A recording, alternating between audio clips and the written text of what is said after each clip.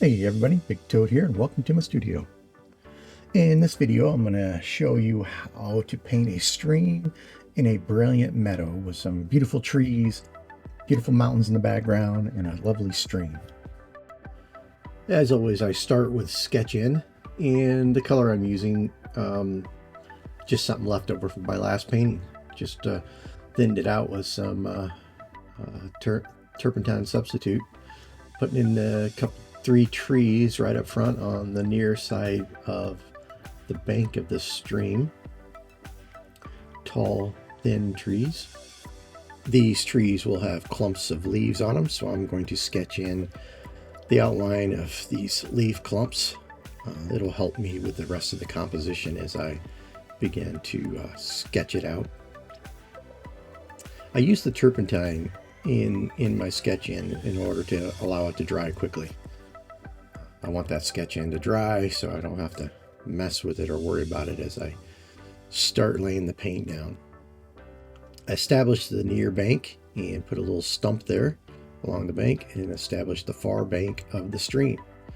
Put a patch of grass there, and now I'm going to kind of sketch in the far side of the field where all the colorful trees are going to be.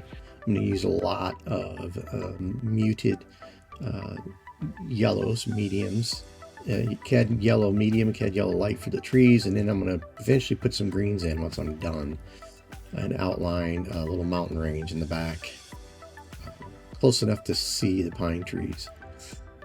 Going right in with a gray for the sky. I'm blocking that in. That's not the gray I'm going to settle on, but I want to get that blocked in with a gray, so I don't lose track of where my mountaintop is. I'm not concerned about painting behind other objects with my impasto techniques that I'm employing here. I can go right over the top of this gray sky with the colors for the trees and such in the mountains without worrying about mud or anything. I'm putting a nice, not too thick, but a medium thickness paint down, allowing those brush strokes to shine through. And this first layer, I don't really thin the paint very much at all. It's helpful to have a little heavier layer on your first pass. It allows the next layers, which you want very creamy, to lay down easier. So a lot of times I'll use it right out of the tube the way it is here on the first pass of a color like this. You'll also notice I painted all the way over my sketch-in line because I can go in with this color now. This is a very pale green, which is difficult to see the differentiation between the gray and the green, but it's there. You can see a little better in person. But I don't want it to be harsh or strong because it is a cloudy, hazy day, and so I want those colors on that far mountain ridge to be muted. It is going to be a mountain ridge covered with pines, so I'm opting for greenish hues, starting with this very light hue, and then I will go in here with a darker to break that up and create the illusion of pine trees in the distance, hazed by the fog and the mist of the day. So just take that same brush and just kind of make the little strokes upwards to a point to kind of create little trees. And I don't do it evenly everywhere. Again, you want to break that up, allowing for the contour of the land to kind of show through, allowing for maybe a little bit of fog or mist to obscure some of the trees in various areas. So again, you don't want to do anything solid like this. This is where you just kind of lay out the little colors in patches and in a randomness that but being aware of what the weather might be like. Now I'm going to go in and sketch in the trees using kind of a grayish green just to kind of hold that place in there. It is going to kind of lean that direction as I paint those trees in.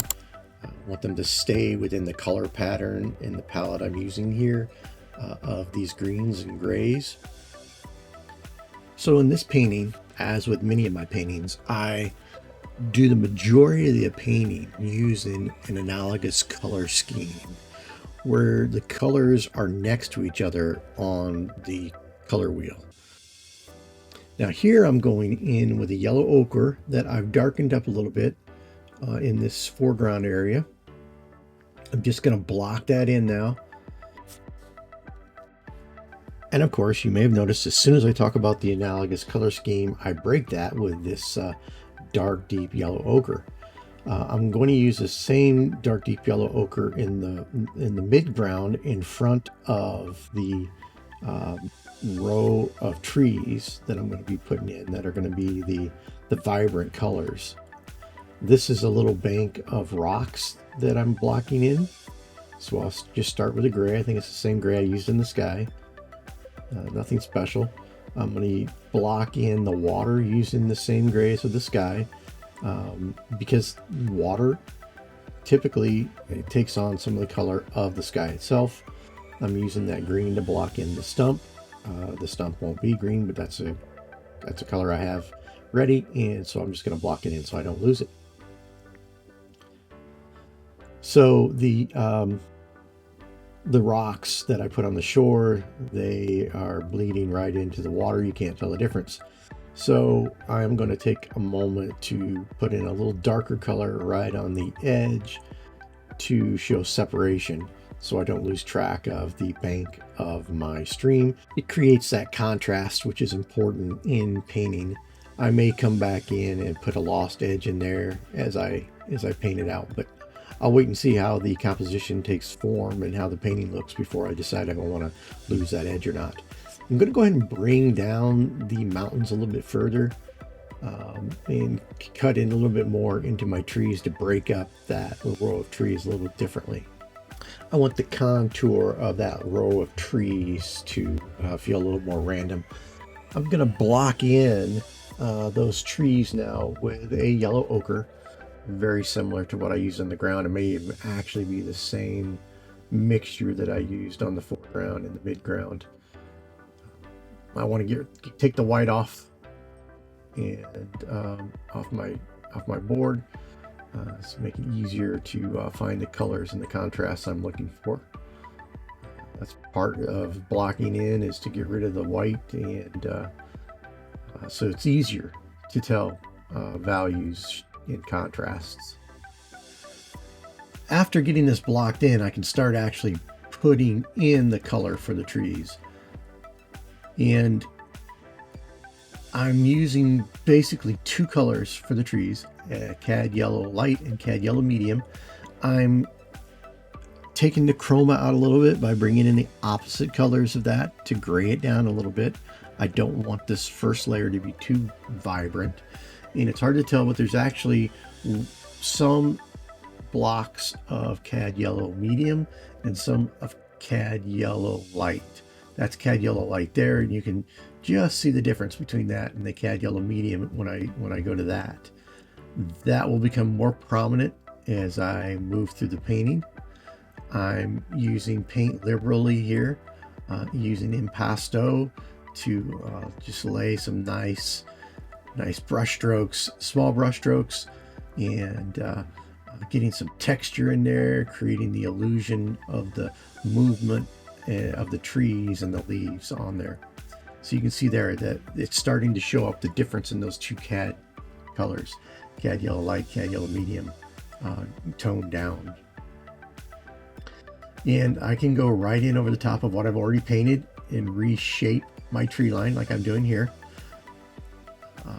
That's the beauty of Impasto. I can paint right over the top of wet paint. Again, it's all about the consistency, the creaminess of the paint you're using. I find that stiffer brushes actually help lay that paint better because you can control the pressure. You don't want to use any more pressure than you need to lay that paint down there on the board or canvas. So I'm going to go across and create that tree line, creating patches to represent different trees. using the CAD light, CAD medium mixtures to denote different trees in the painting. As I paint this, I realize there may be an opportunity to bring in some trees that are a little more green to kind of break up this row of brilliant fall colored trees. I'm going to wait to do that though until I've painted out the rest of the painting, so I can strategically place those green trees rather than try to insert them now. I want those to be very carefully placed if I'm going to use them at all. We'll see how the painting looks as I move through it. The foreground, I'm starting to work on that. I have that darker color there, and I'm bringing in a little lighter colors to break that up in that darkness. And I'm just going through and putting nice brush strokes in for the mid-ground there. And this is a yellow ochre that I'm using, lighten down a little bit. Now here I'm going to put in some greenery along the shoreline of the stream. I don't want that to be too powerful. It needs to be a little darker than the farthest greens in those trees. So I'm going to come over the top of this later and begin to break that up. So right now I'm just putting in a nice blocking of that green I want as a foundation. And I've decided to put a little patch of green on the other side of that gravel bank. Now I can come into the trees and start bringing straight CAD yellow light and CAD yellow medium to create more depth and vibrancy in those trees. Where you are getting a little bit of sunlight filtering through the clouds, so I want to capture that. It also breaks up the form a little bit. Again, the impasto brush strokes and the thickness of the paint adds dimension and creates shadow. So as you look at the painting from different directions, it's gonna look a little bit different. And then you add in these touches and these patches of the brighter base color, like right out of the tube. Here I'm coming with the CAD yellow medium, and again it adds more of that dancing of the color in the trees itself. I think my mind's just wired differently than a lot of painters because I have to use impasto. Right now at the stage I am with my drawing and my painting, if I don't have the thick paint and the brush strokes, I feel like the painting is incomplete, and I have to do this. It's just my personality, I guess. Now I'm starting to work on that mid-ground, put some tree trunks out there. I'll mark those in. Some of those will go away as I move and progress.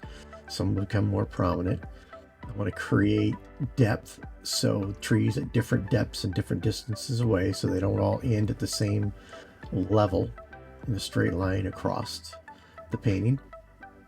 I'm also going to go in and put in some dark shadow under those trees. The darkest place is going to be under all those trees, so I want to denote that was a little deeper, darker shadow under the tree line.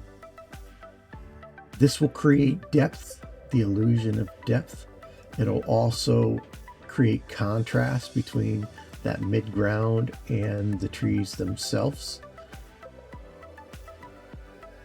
Contrast is one of the keys to painting.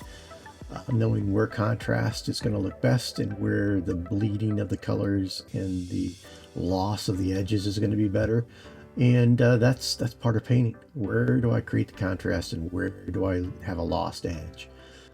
So I'm going to mix that up a little bit here, work on this foreground to create some texture to the foreground, breaking it up with that darker color, creating shadows in the foreground as well.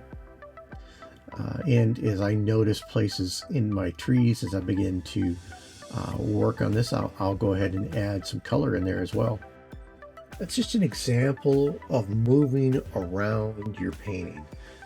It's important to keep moving around your painting. Don't get so micro-focused on one area that you lose sight of the overall painting. It's like seeing, you can't see the forest for the trees. Sometimes you can't see your overall painting because you're too focused on one thing, and then you'll work on that one thing, and then you'll step back and you realize that doesn't fit the composition. It's not the It doesn't feel right. It doesn't look, something's wrong with it. You overworked it. And it brings you to the other thing. Move around your paintings and always stop before you're done.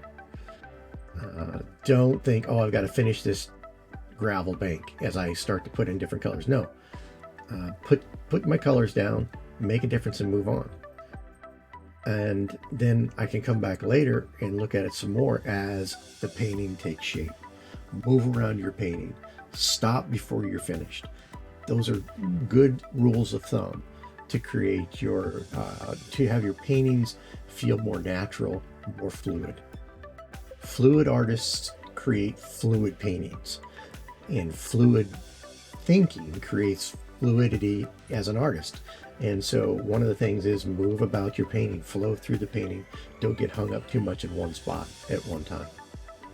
So here I've moved back to the bank, introducing some very light grays now, and punching into the foreground around that bank, trying to create some randomness to the edges.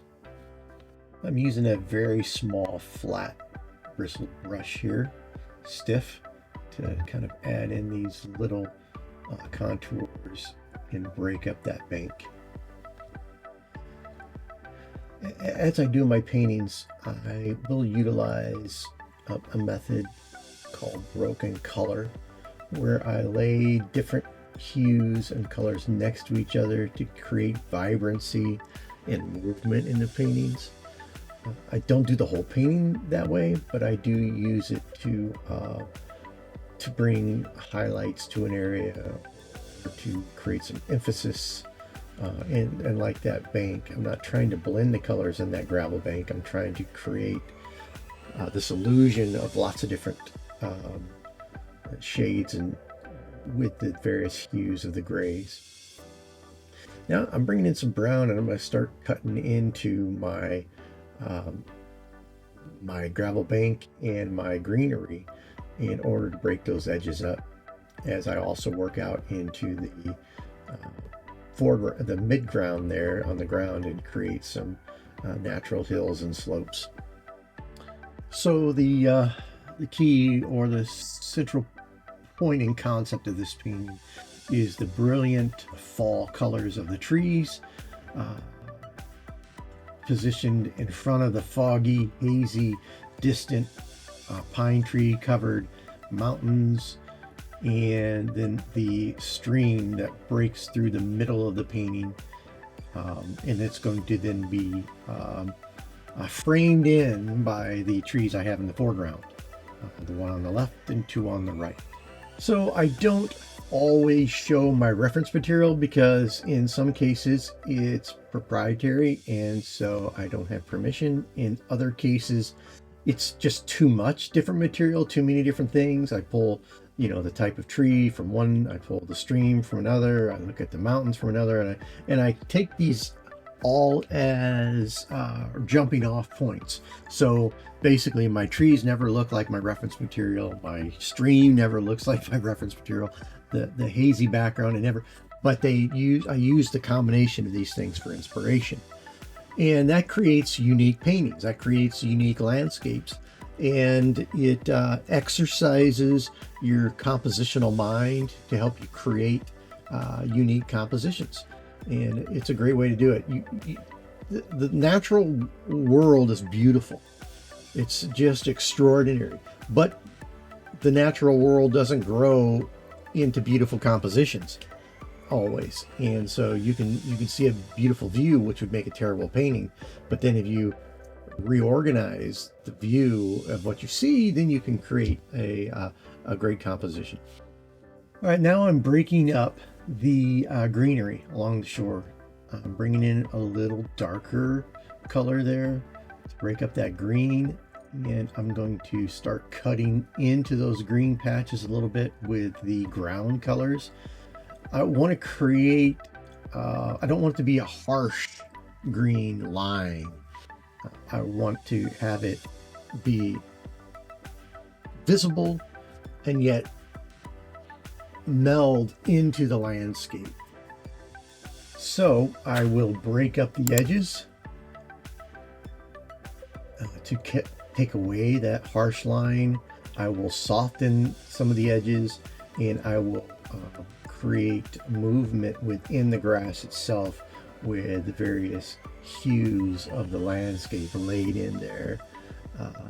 Not to overwhelm the green, but to provide some movement, viability, and just a pleasing aesthetic to the eye. I want it to feel natural, that it's naturally part of the surroundings rather than have it jump out as something. And when we're painting landscapes, we need to understand what we're painting. Do we want the current object to jump out, or do we want it to fade away, or do we want it to just meld into what we're painting? And I want this to kind of meld into this foreground, not jump out, not fade away. So I'm going to start cutting into this bank and adding a little bit of the background color into portions and parts of the gravel as well. What I find when going into the grays and like gravel on the ground or rocks on the ground is it can really pop out and jump at you. And when you're doing a gravel bank, that's not what I was after. I didn't want it to jump out at me. I wanted to feel it like settle into, like I was just talking about, into the background. So in order to do that, I had to break up the large block of that gray so it settled into the landscape rather than pop out at me. So in doing that, I used a broken color technique where by placing in the other colors of the landscape, it softened the whole look of that bank. And while the eye registers, it's different. While the eye registers a change, it doesn't draw undue focus to it because of that broken color. Rather than trying to find one perfect color to represent the bank, I used multiple colors, and I brought in the background color in that broken color style to just make it feel good and right. And if you're not familiar with the term broken color, it's a painting technique that involves applying small, unblended strokes of color to create a vibrant optical blend. And that's what I've done in both the green grasses and the gravel bank. All right, at this point, I decided that I needed a little more contrast between the sky and my mountains. And I also wanted to bring some low-hanging clouds or fog into my mountains. So I'm coming in with a light gray, and I'm putting that over the top of my mountains, right on top of the trees to create like the fog cloudy effect as the cloud settles in low over the mountain. And I'm also putting it behind the mountain to create that contrast so you can see the edges of the mountain just a little bit. I don't want to overdo it. I want to create the illusion of it's kind of like lost edges in the sky is what I'm after here. So I'm going to have some obvious, and I'm going to have other places where you lose that edge and allow the mind's eye to decide where the edges and where they're at, where the mountain ends. And if that can't figure it out, that's good. Sometimes it's good not to know the difference. So now, moving on to the trees, they become quite the process in this painting because they're so important to the composition. They're so important to the framing of the composition and to bring a focus to as a frame. And so I spend a lot of time, and this Impasto approach is not a quick painting style. You can't go out and do a 9x10 in 20 minutes. I can't do it. Maybe you can do it faster than me, but it's these hundreds of small little strokes that give it the effect I'm after. And that can't be done. That can't be done in 20 minutes on a painting this size. So I'm going in, starting off on these trees with three colors: a darker gray, a mid gray, and a light gray. Again, working from the shadow side around to the sunny side. And when I say sunny side, I use that term loosely because there's not a lot of sun coming out this day, but you do get a little sunshine. You do get a little, light from the sun, even when it's behind clouds, or else it would be dark all the time. But to I'm using those 3 colors to start with. I'm going to end up doing, again, a lot of work, bringing a lot of colors in there. I'm really going to use that broken color method that we've talked about, mixed with the impasto method. The 2 methods work well together because they allow for small brush strokes. They allow for thicker paint that shows the strokes, that shows texture and contour. And see here, I'm bringing in a little bit of green, a little bit of that very pale green to begin to bring vitality to that tree.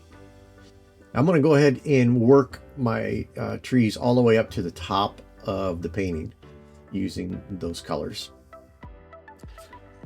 So I am not looking at my reference material while I do this painting. I think I check it once just to check the hues I have for those bright trees. And I'll check it later to look for the green I want when I do put in some green trees. But the only thing I have out is my sketch pad where I sketched up my composition to remind me, because I wiped out the treetops. I wiped out, I painted right over the top of my sketch end for where the leaves and things would be. But that's okay. I mean, I have my sketch pad. I know what I want it to look like, so I'm gonna go back and catch up on that later. Now I've moved over to these other 2 trees, and I'm using the same process. Start on the dark side of the tree and bring a nice row of darkness to it. And again, using the impasto method, I am using thicker paint here to do this. I just love thick paint. I'm an oil painter. I want to see that thick paint. When I think of oil paint, I think of thick paint. The exact opposite of what Bob Ross did. And I wish I was as good at painting as Bob Ross was, to hammer out those beautiful paintings so quickly. But I'm not. And that's not, that method just, it doesn't appeal to me. Although it appeals to me when I look at them, I love them. But the process of doing them doesn't appeal to me. And this is what this process, the impasto, the colors, that does it for me in giving me tranquility as I paint, so to say. At this point in my painting, as I look at that first tree on the left I'm really pretty satisfied with the look that I have on that trunk going up there. The upper trunk's a little dark, but that's going to get covered by a lot of leaves and such. But I'm really feeling satisfied with it. It's not until I begin to build out the rest of my painting and add more to it that I realize,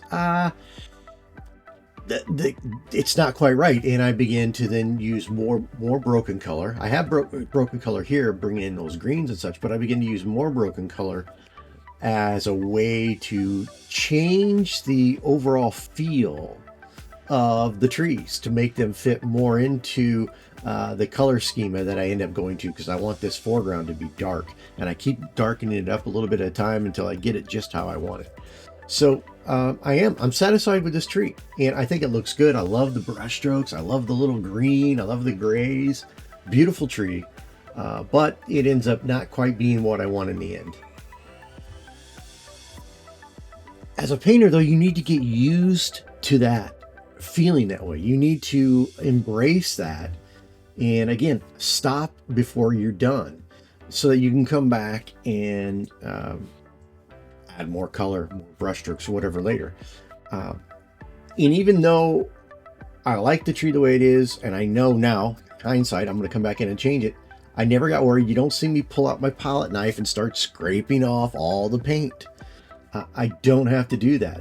It's okay if those trees begin to build out away from the painting with layers of paint. That's okay. It's impasto, and it gives a more three-dimensional look to those trees if I add more paint over the top of it. So rather than scrape away, that's not what I want, because I want some of that gray to show through. So when I begin to modify them, I do so right over the top of the paint I have. It doesn't worry me. It doesn't scare me. Again, it's about the creamy consistency of the paint and the brush I'm using and the delicate way in which I apply it. Now I'm going in and putting the green on these other two trees. And again, those are looking, I really like how those look. In another painting, I might not do anything different to these.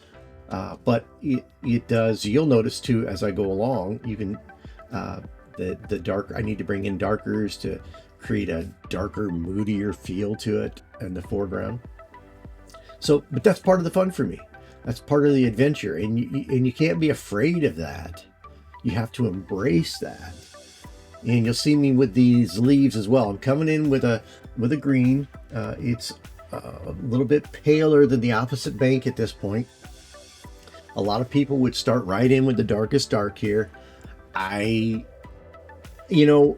Sometimes I do, and sometimes I go the other way. In this case, this foreground here, I thought I was dark enough, and then I realized I wasn't. No big deal. I now go back over it with darker greens and create more contrast, more viability, beautiful brush strokes, impasto paint on there, and it's all a process. Talking a little bit about the approach of going in with darks first rather than lights, there's a great advantage to that, and I encourage you to use that method, but be willing to break that rule and do it the other way. I often start with the lights, and that goes back to even when I wasn't painting, because I took quite a few years off my painting. Even when I wasn't painting, I was sketching with pencil, and I love sketching with pencil. And with pencil, you work the opposite. You have to start light and go dark. And so my brain just naturally wired to start light and go dark. So, and when I'm creating on the fly like this, I don't plan out all my dark shadows up front. I get an idea in my mind of how I want it, but until the paint starts hitting the canvas, until I begin to build shape, all that is subject to change. And so I often end up building from light to dark in my paintings. Am I encouraging you to do that? Absolutely not. There's a reason painters often start with darks and go lights. It just isn't always my style. I'm just encouraging you not to get so hung up on that rule that it prohibits you from experimenting and growing your skills. It prohibits you from taking other risks and chances in your paintings, because that's when you grow. So use the rule and be willing to break it at the right time. That's what oil painting is about in my mind. Artistry is about all the rules, knowing them, and knowing when to break them. Now that I've got this base coat of Impasto green paint, I'm going to come back in with some lighter hues of green and add that to the edges pointed out towards the sunlight, where I think the sunlight might get caught in these leaves. Again, not a lot of sunlight, so I'm not trying to make them too bright, but I do want to catch a little bit of the sun on those leaves. And with this foreground section, these leaves are going to get a lot darker as we progress along the painting. Now the stump, I'm adding some of the gray, just like I did on the live trees. Stumps can get grayed out and bleached out, especially when they're in the sun a lot, so having them be a pale gray in places is not bad. But again, they can also get moss and stuff growing on them, so I'm gonna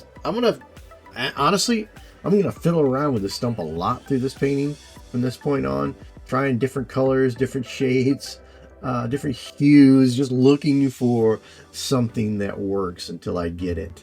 So I'm dropping in a few lighter spots on the other side of the stream there. I felt like I needed a little more pop to that side, a little more color.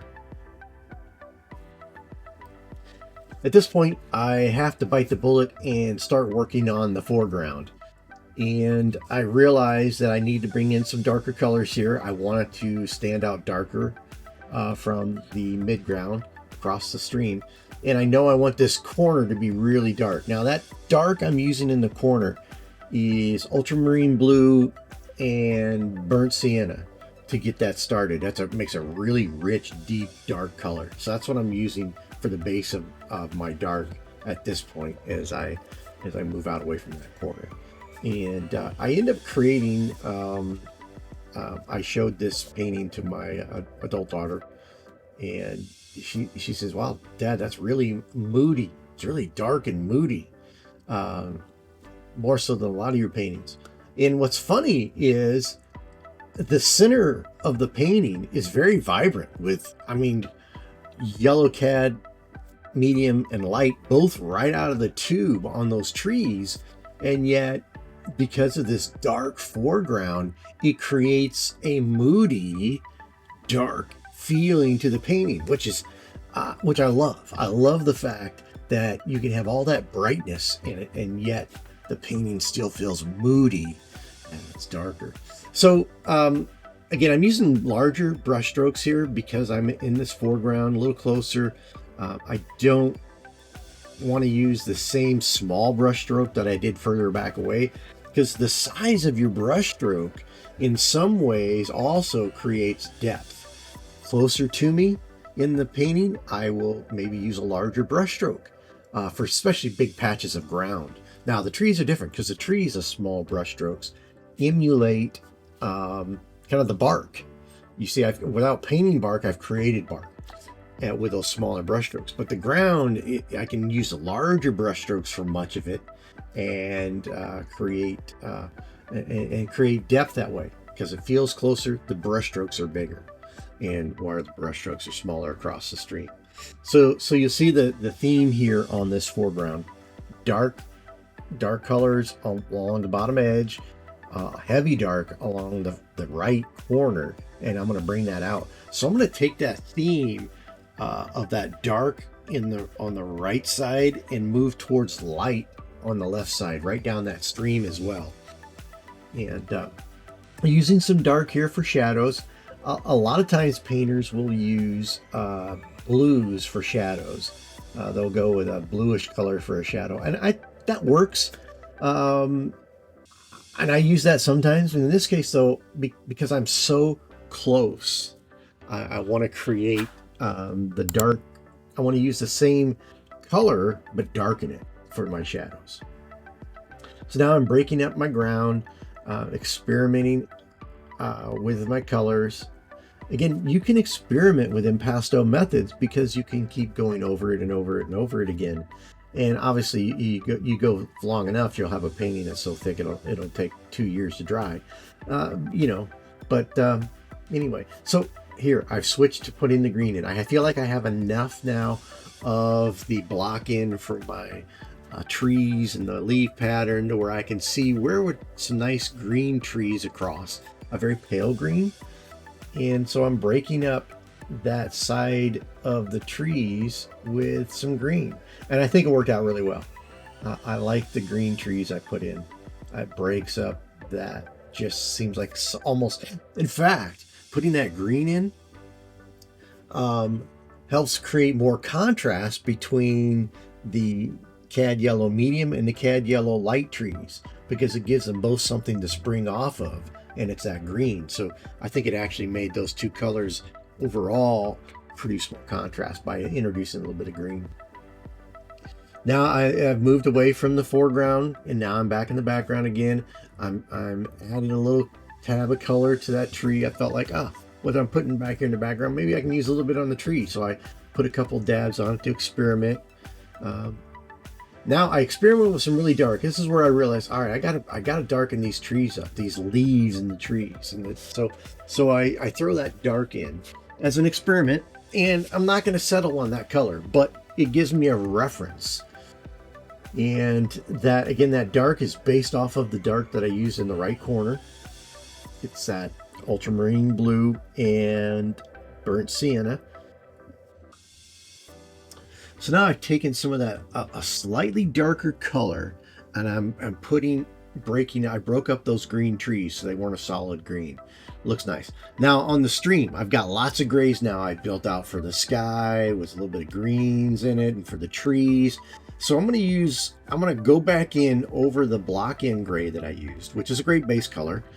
And now I'm going to add impasto paint on those grays to, and impasto painting is really nice when you're creating a rippling stream or ripples in the water, because you naturally gain from the texture of your paint you're laying down to create ripples.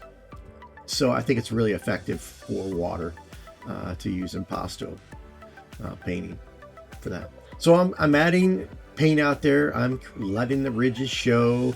I'm not using long brush strokes because the water's rippling in smaller riplets, not big giant ones in this stream. It's a little more gentle, not completely smooth topped, but a little gentle ripples. It's not quite deep enough. The deeper the water gets, the more smooth it can be on top, depending upon the contour of the bottom.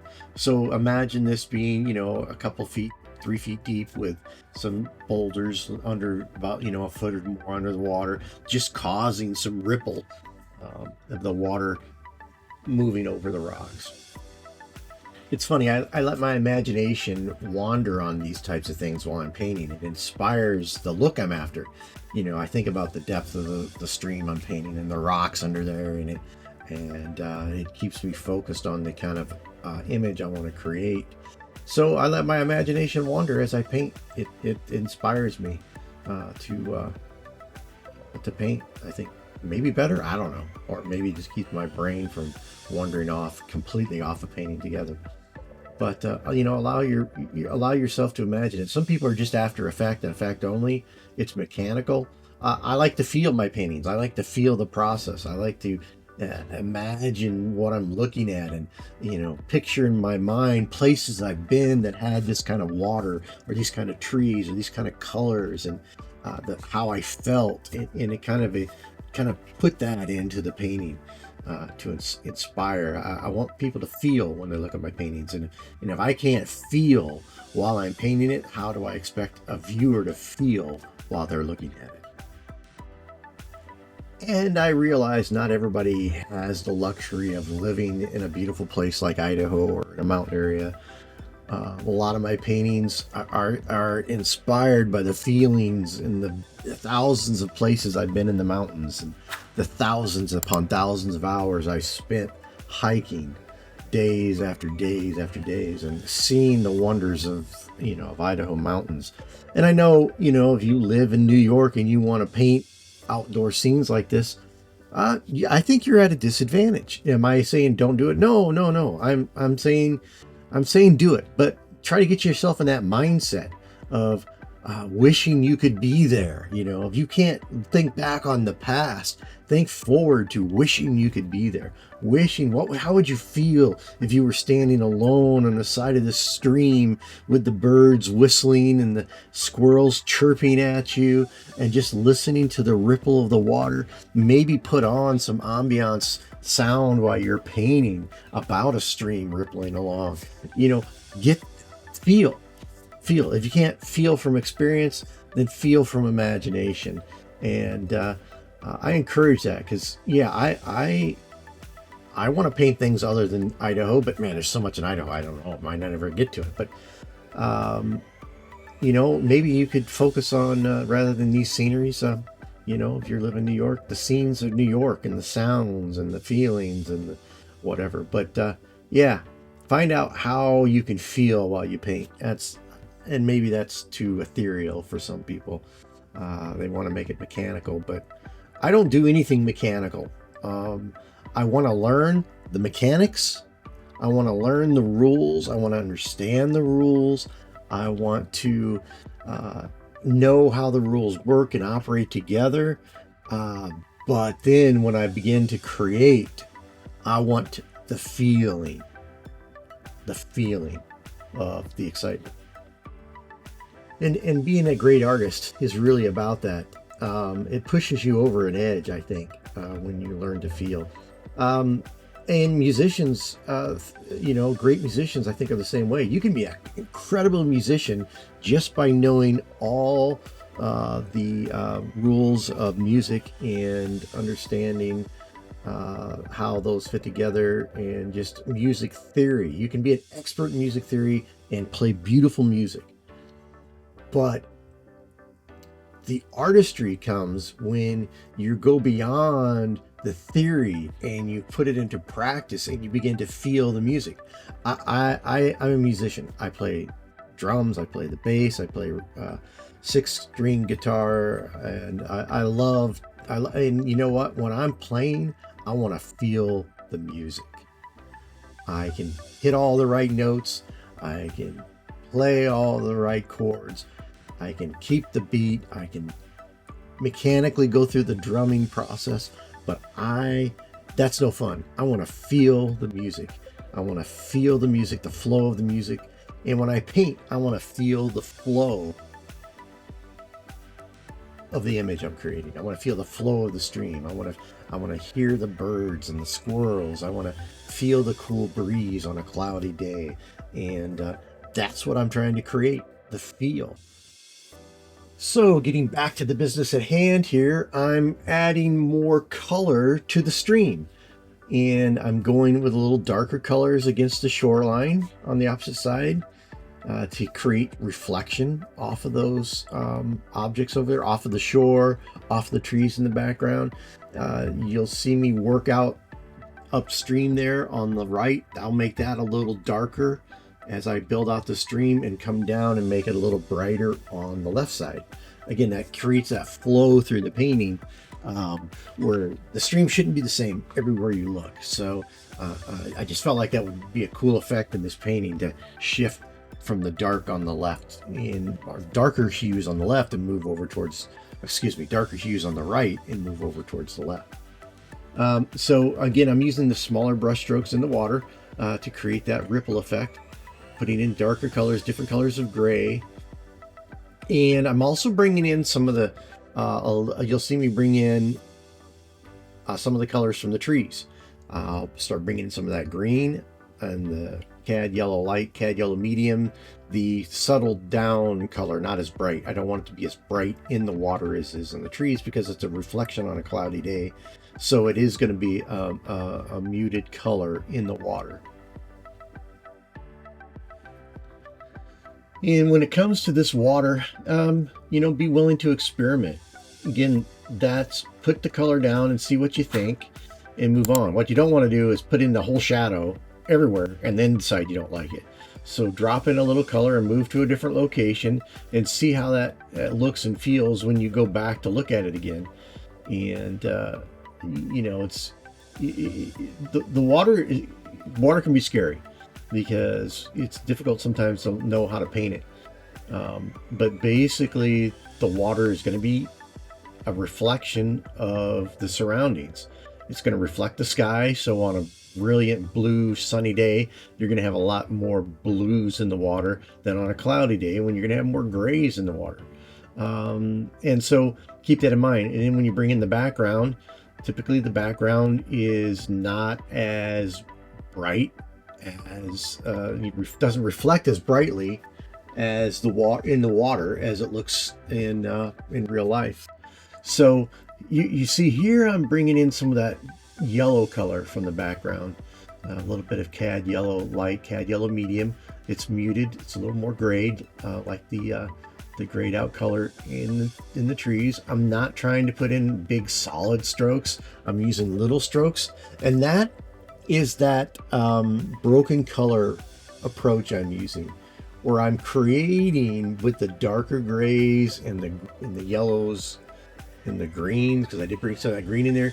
It creates a hue, or it creates a ethereal feeling of the yellow or the green reflection rather than showing an actual reflection. Now bringing in some lights to add a little color down on this left side of the stream. Like I said, I want it to be a little brighter than the right side, and so you're getting that effect here as I go along. And I like it because the water on the left is actually closer to me, because you imagine I'm standing just behind this tree looking at this stream, and then off as I look to the right and further away I go, and so that's going to collect more shadow. The light's going to reflect away from me from the sun, because that you can tell that the sun's to my left, even though it's cloudy. And so it's going to be darker down further away from me on that right side. And so that's kind of the effect I'm after here. And I like it. I like how it turned out. I like the broken color in the water. You can, you know, if you want to study it and look in close, you can see the greens and the yellows of the various kinds I put in there. But when you just take in the whole painting, you kind of feel the movement of the water and the shifting of those yellows and greens. And that's the impasto approach with broken color. I think the two work beautifully together. Added some more dark on that right side of the stream. Now I'm gonna move away from the stream and go back to my foreground trees. It's obvious they need to be darker. I'm putting in some darks on the stream there too, because I think it looks great. A little darker color on the side of that stump. And I'm going to use the same dark color to go along the side of these trees to really build some contrast. And I think with trees, what can happen is, as often what happens with painters, you know, earlier in your painting career, is you don't go dark enough. And but see how this dark color on the side of that tree I'm working on just makes that tree feel more powerful and alive in the painting than the trees without it. And so again, pointing out the method of impasto painting, I'm using a small brush, small strokes. I'm not putting a solid dark edge to my trees. I'm putting delicate little brush strokes that add texture, that add depth, that add color, and I'm allowing some of the original colors shine through still. So I'm not trying to cover it all up. This is, again, that broken color approach with impasto. And it's really, you know, in broken color was what drew me to the method of painting, the impasto. Because as I studied my paintings and what I liked and didn't like and other artists and everything, I realized that, man, these artists, these Renaissance era artists and these great artists of the past, when they would come, they would use this broken color approach, and I like the feel of their paint and their texture, and so it just seems like the two styles go hand in hand. They complement one another, and it felt right. And as soon as I started doing it, I realized, okay, this is me. This is the kind of painting I want to do. So am I trying to persuade everybody to be an impasto painter? Absolutely not. Not at all. It's been part of my journey, though, to find myself here and realize how much I enjoy it. And a lot of painters on YouTube do not use impasto. They might say, oh, I used impasto in this one little piece, or I have used an impasto type effect. But to actually attack a painting with the idea of using impasto methods throughout to complement one another, the small brush strokes to large brush strokes, you know, that's me. That's what I want. It's my method that I just gravitate towards. And so if you find yourself using other painting methods and you're stuck, you're not growing, you feel like your paintings are just kind of bland, try this approach. Give it a shot. It might be fun for you.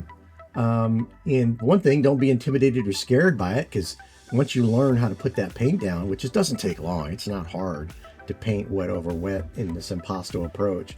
That's all about the creaminess of the paint, but it's really rather freeing to know I can just go back in again over it and over it, you know, and I don't have to scrape. Nothing's ever wrong. It's just, if I put a color down and I feel like it's not wrong, it's just on the pathway to discovery of what is right in my painting. So I do a lot of experimenting right in the midst of my paintings, where I'll put a little dab of color and then look at it later and, you know, go back to it and see what it looks like. Now I'm putting in darker leaves on these trees. You see how that again is bringing more life and creating more contrast with the midground and the background. That dark color is really making that painting richer. I like the look of my trees even better now, especially in this composition with that dark in it. You notice it just feels like bark running up and down there because of that broken color approach and the impasto approach combined. And so these dark greens, best way to get to dark green, ultramarine blue and yellow ochre creates a really rich dark green, which is where I start with on this tree for these dark colors, and then you can lighten that up. Again, darkening up these leaves, and I'm not done with these. Although I really like the way they look, that all did it inspire me to go further with the look of these trees. Okay, let's talk brushes, and this is where I'm going to go counter to what you might hear from other painters on YouTube. Not because they're wrong, but because when you're doing impasto painting, you come at it from a different direction. So, for instance, a lot of times your YouTubers will tell you, and paint teachers will tell you, use the biggest brush you can get away with, and that's perfect.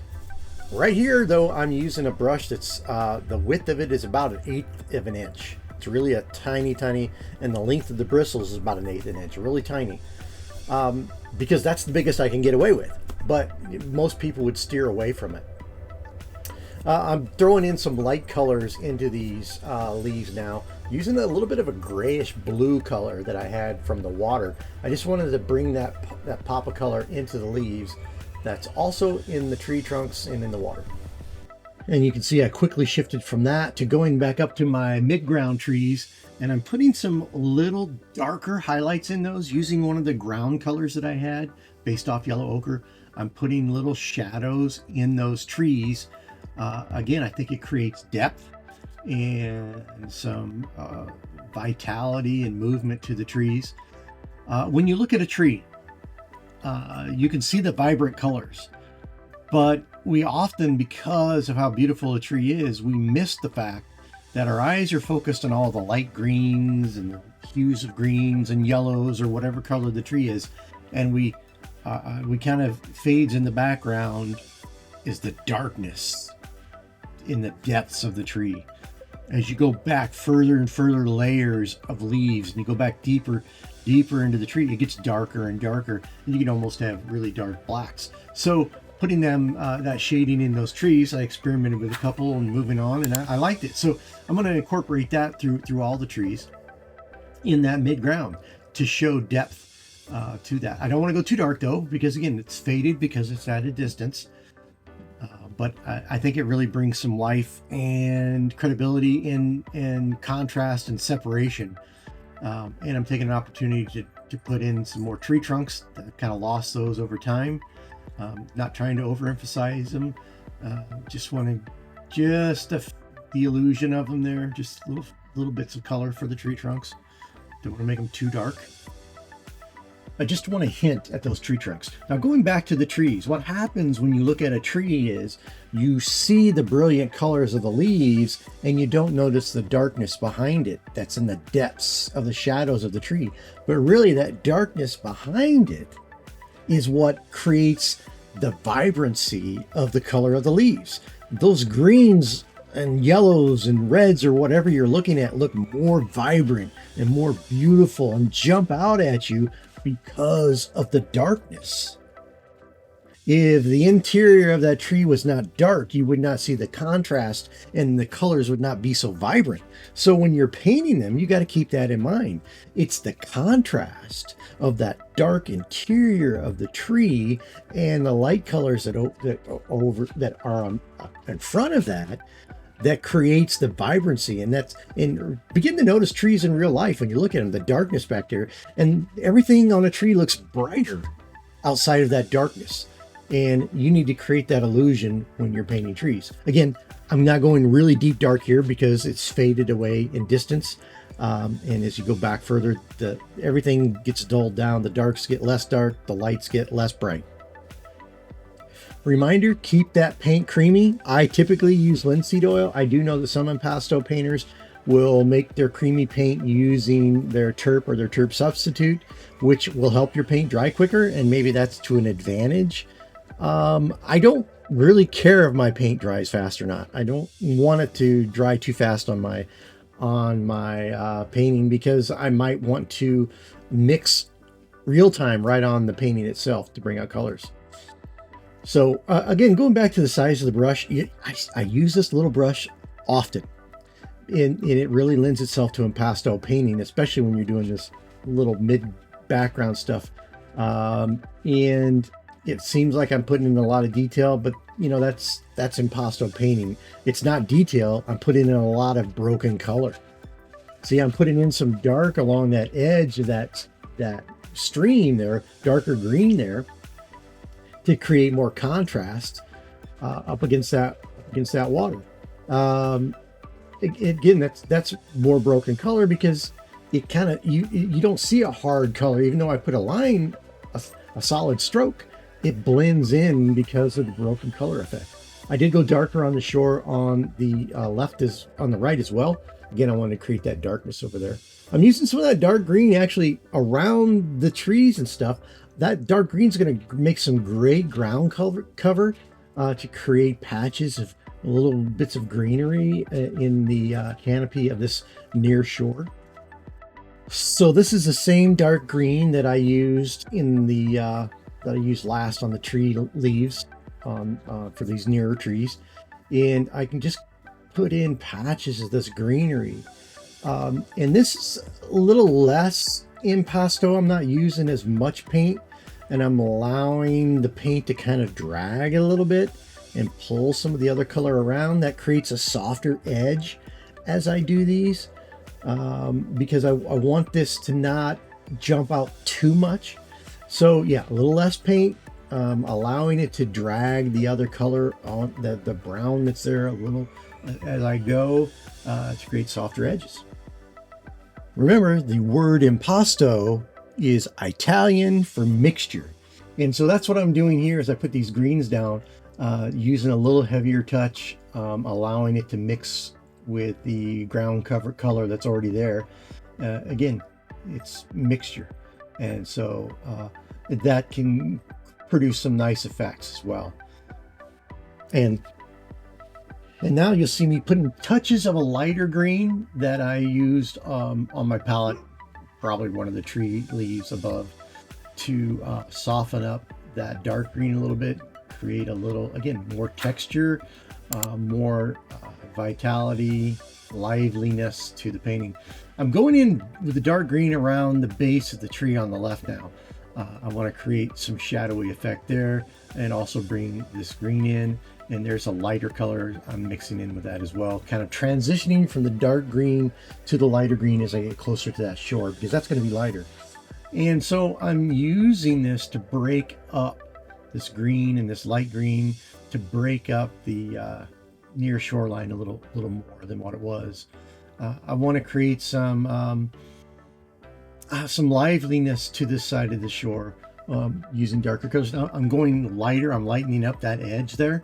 Again, that's to create that illusion of this end, this left side, being nearer to the viewer, me, as I paint, and having more sun and light on this end of the painting than on the other end. So I'm bringing in some light to create that illusion and that effect. And again, no wrong brush strokes, no wrong colors, just experiments. And so you'll see me go over areas again and again, slowly working towards the color I want. Not trying to get there in one brush stroke. And again, that's one of the keys to other types of painting is if you can put the color down you want with one brush stroke and be done, that is awesome. That's just not the way that I work with impasto. You're building towards your color because you're always thinking about the broken color effect. Even if you don't think that in your brain, that's what you're really doing. You're easing towards the color you want by adding more and more broken color. Now look at that that right side there where I've created darkness, and yet still I've created texture over there, even in the darkness, by putting in various different hues of these colors. Again, broken color. I'm using broken color to create vitality and liveliness. I'm not trying to use one big stroke of color to communicate. I'm using lots of smaller strokes of color.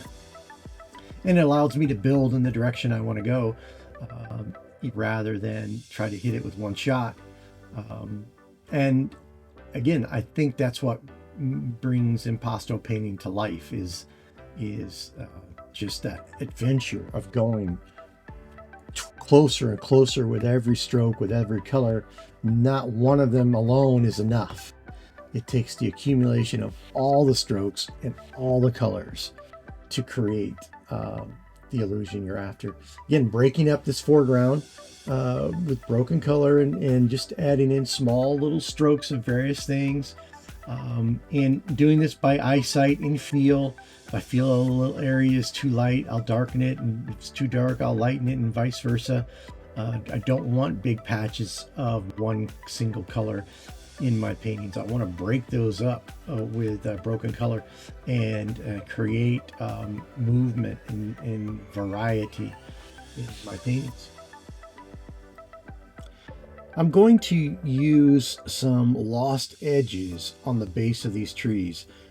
Here you can start to see that on this tree I'm working on the left, where it's hard to tell where the dark ground ends and the tree begins and vice versa.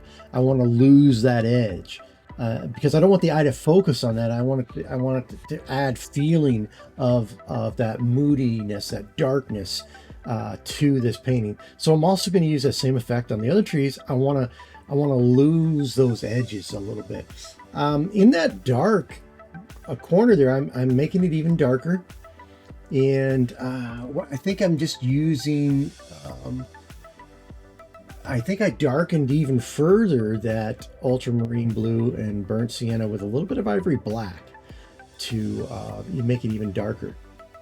Again, here I want to kind of lose the edges of these other trees and that stump as well with the shadow, and that brings contrast and depth and that moodiness we're talking about into the painting. Again, experimenting on that stump, and I'm never quite happy with that stump, so I keep messing with it.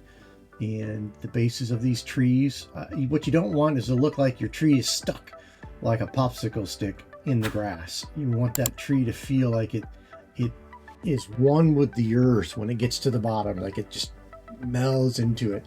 So I don't want a lot of dark edges down there in that part.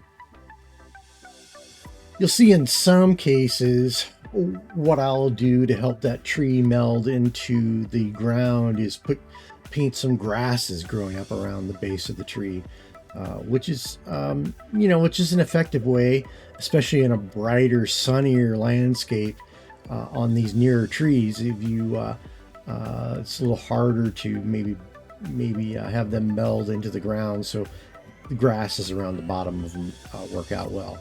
But I don't want that. I don't have to do that here because I can fade them away. I can lose some of those edges in the darkness.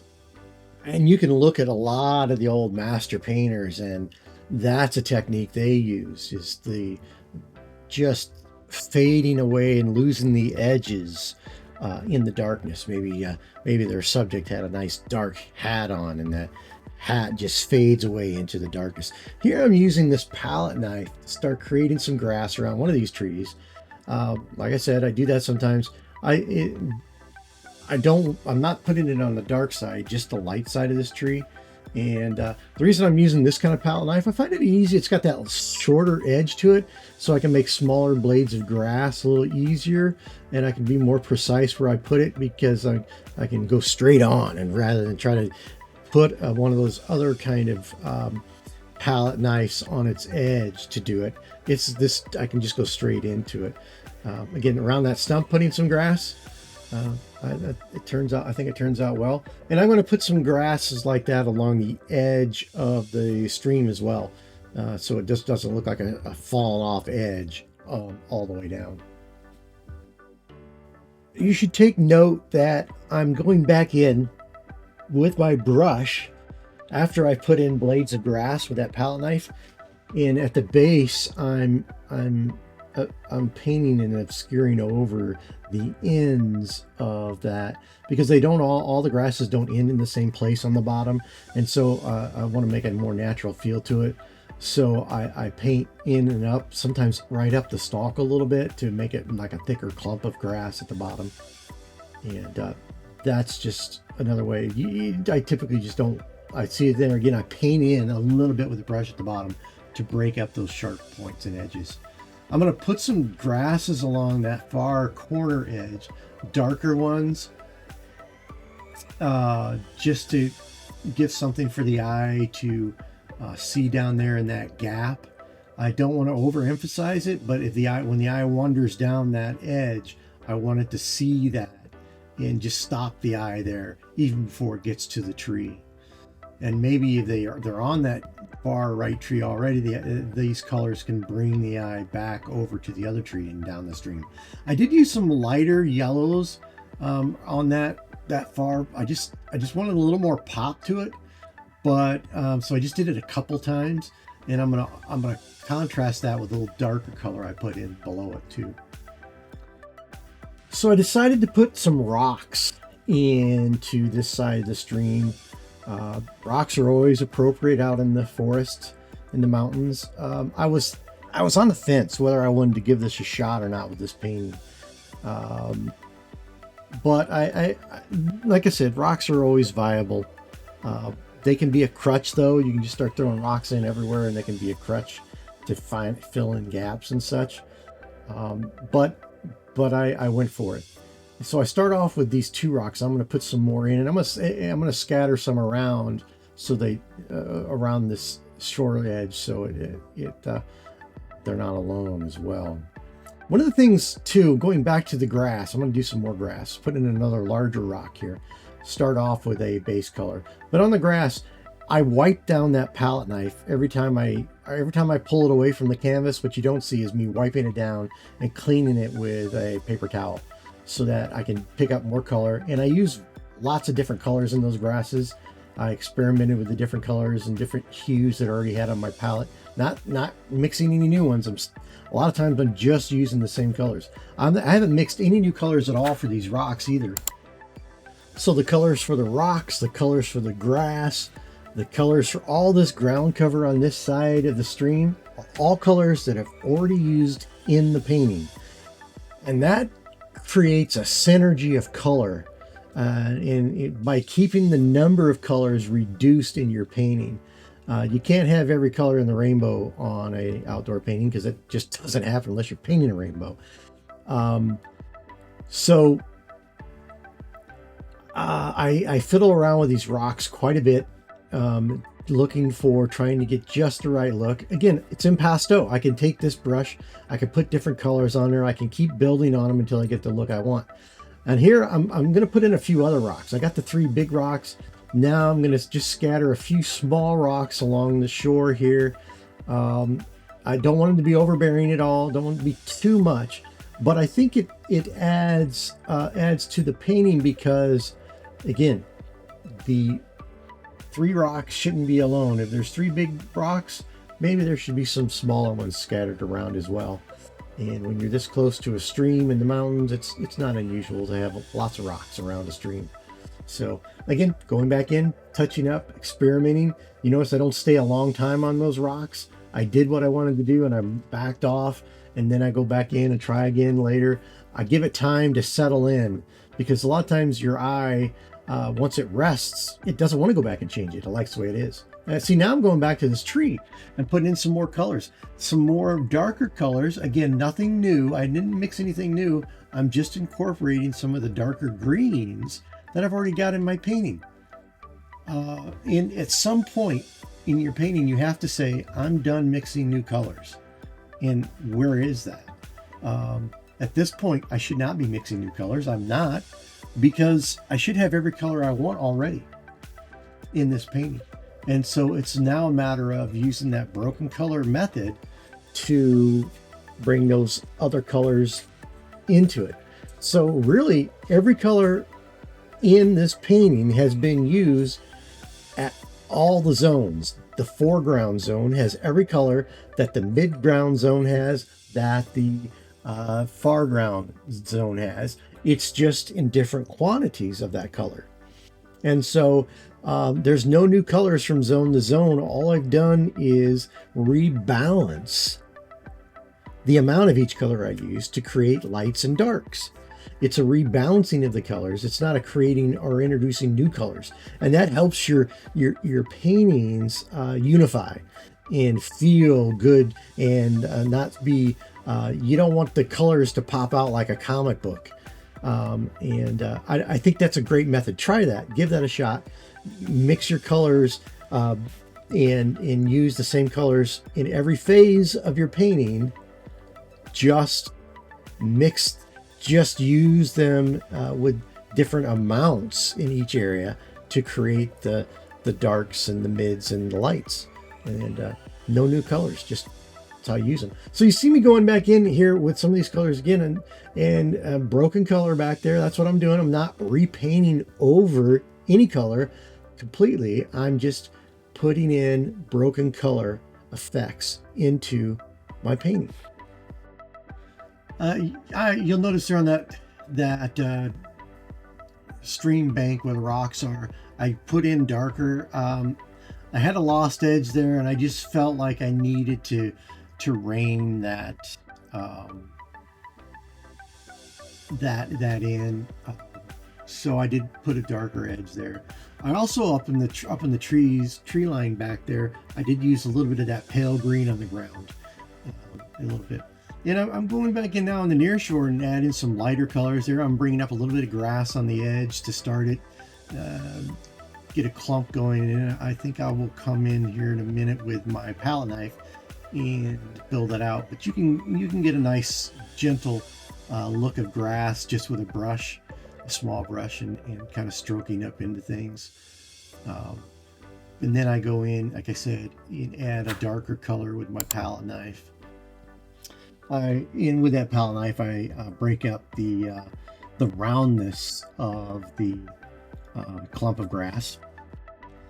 So I started that clump of grass there with a lighter green, and then I brought in the darker greens to create more contrast against the stream behind it, and I kind of worked out to the color that was going to work best. Again, I worked from light to dark here.